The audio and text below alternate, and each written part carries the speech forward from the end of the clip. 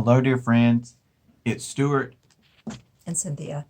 We are here on Halloween, on All Hallows Eve, and we wanted to send a video out to the parish to celebrate this season, which is one of my favorite times of the year.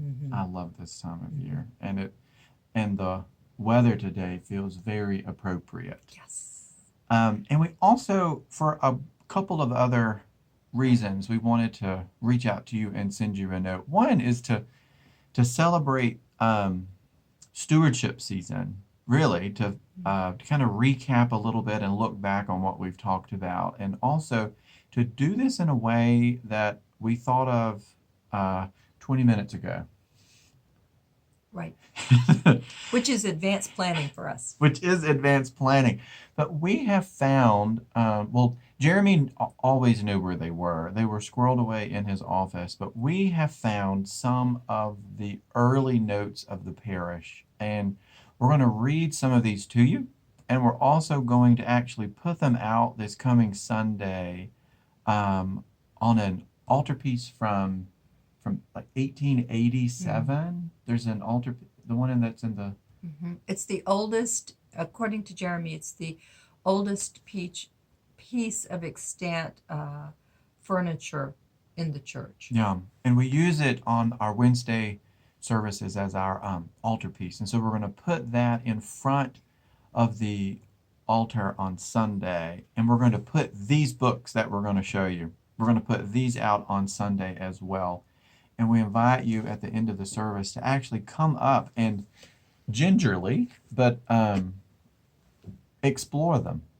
So I want to start with that collect. Where did my prayer book go? Buried under here. So this is a collect for a saint. It's one of my favorite ones. Do you want to read it? It's so good. Almighty God, you have surrounded us with a great cloud of witnesses.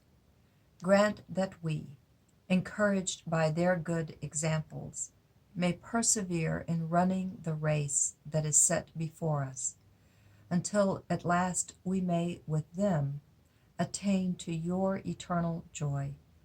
Through Jesus Christ, the pioneer and perfecter of our faith, who lives and reigns with you and the Holy Spirit, one God, forever and ever. Amen. It's just so beautiful. So this lovely piece is the minutes from the junior guild, the Women's Guild of Grace Church. And it begins on 1898. It's fascinating. So we've been reading through some of these notes, and the Ladies Guild, the Junior Guild met. They have in here, they collected dues, and the purpose of their first meeting was to gather funds for a resident rector. And they have collected $35.20. We're very close. Which I'm sure in 1898 was a very big deal. It was probably and it was equal to $80. It was a very big deal for me in undergrad.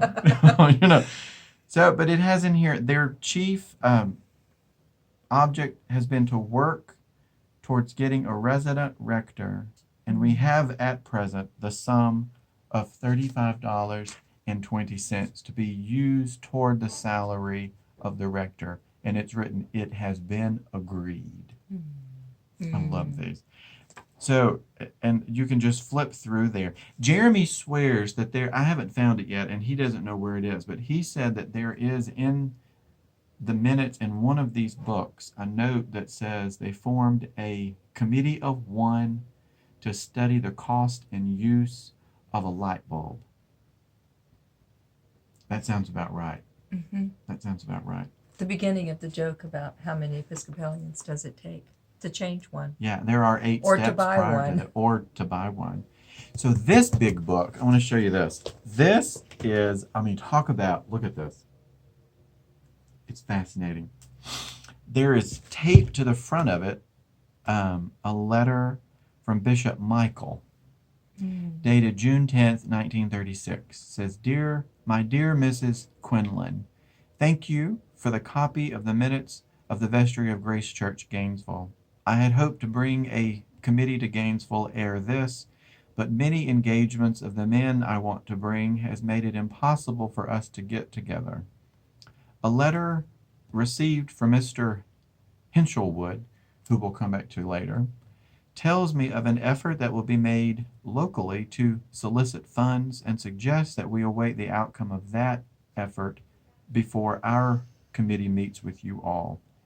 In any case, as soon as Camp Michael is over, I will bring the committee or come myself.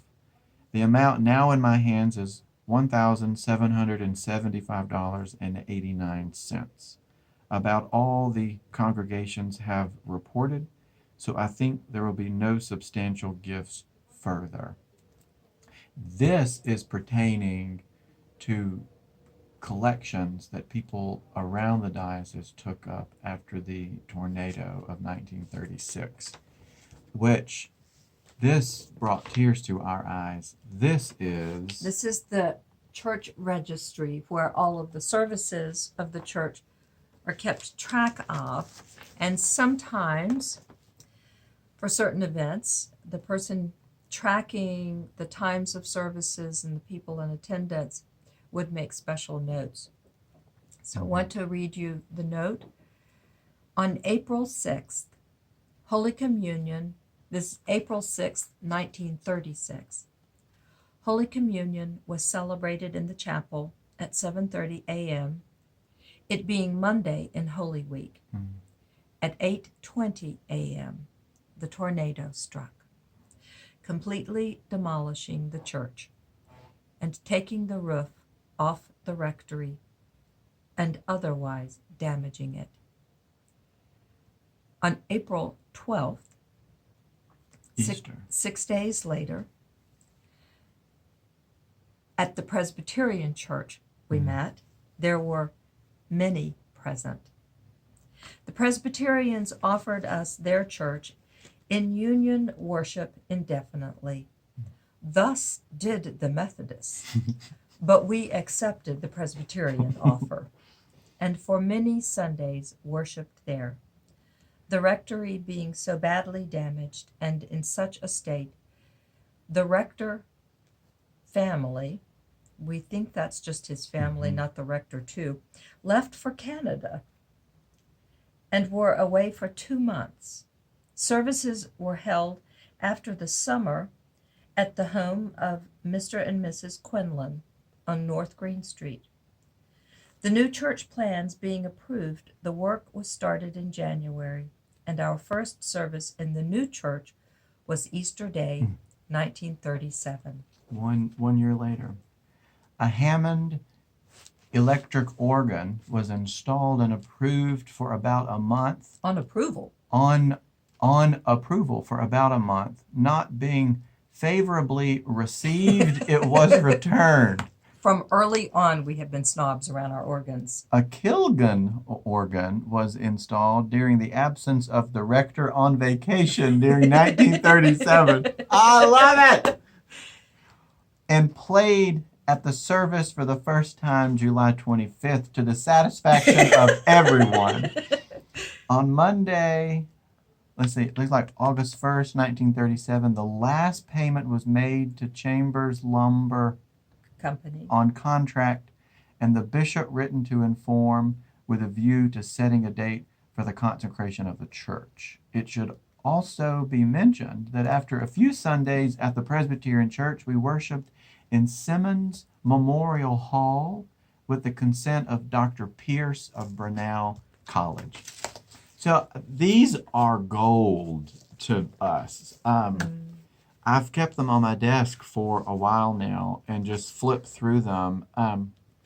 And this to me is what spiritual community is. This gets to the heart of it, that, this collect and prayer for this time of year, to be surrounded by so great a cloud of witnesses. And so I know during stewardship season, during this time of year, it's really easy to focus on that this is about money.